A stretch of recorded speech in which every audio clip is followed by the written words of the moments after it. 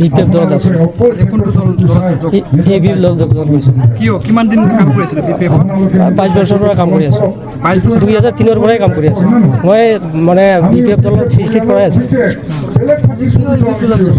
মানে আগত যেতিয়া নীতি আদৰ্শ আছিল, ভাল আছিল, কিন্তু এতিয়া এই 5 বছৰৰ পৰা আমাৰ যে MCL যিজন কি হৈছিল, তাৰ নীতি আদৰ্শ ভাল নহয়। ব্লকৰ প্ৰেচিডেণ্ট মানে ছেক্ৰেটাৰী যিবিলাক আছিল, সিহঁতৰ নীতি আদৰ্শ ভাল নহয়।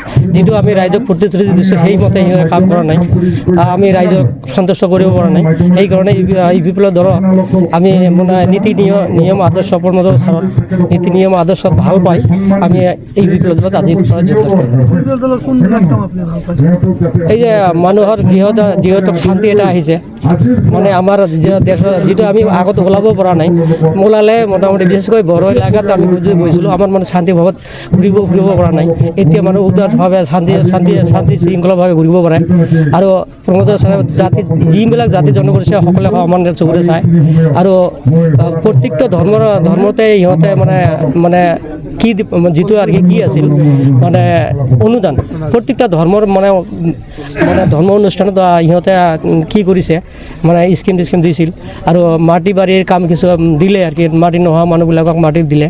2 বছৰৰ কাৰণে হ'লে কি হ'ল দিছে, কিন্তু 15 বছৰত ইহঁতে চৰকাৰ কৰি থকাত এজনকো কোনো সেইবিলাক সুবিধা দিয়া নাই। কিন্তু তথাপিও মানুহ এতিয়া অলপ হ'লেও দিছে। আৰু ছাৰে কথা দিছে যে আমি ইয়াৰ পিছত গোটেই কাম কৰি দিম। সেইখিনি নীতি নিয়ম আদৰ্শত ভাল পাই আমি এই দলত যোগদান কৰিছোঁ।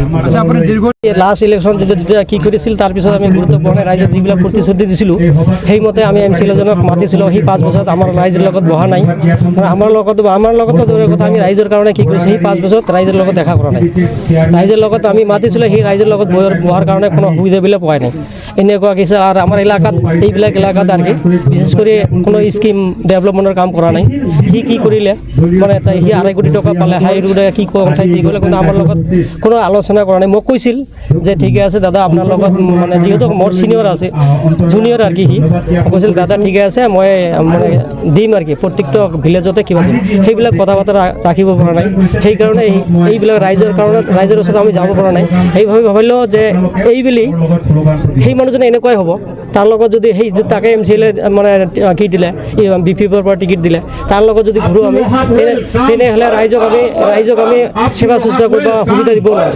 সেইকাৰণে আমি আজি চিফ ছাৰ যিহেতু আমাৰ এই দত্ত সমষ্টিত মানে আহিছে, চিফ ছাৰে বহুত ভাল মানুহ, তাৰ নীতি আদৰ্শ ভাল, সেইকাৰণে সেই দলত আমি যোগদান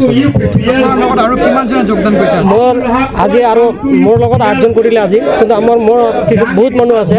আৰু মই ভাবিছোঁ মই 3-400জন মানুহ আৰু কিবা চেষ্টা কৰিম।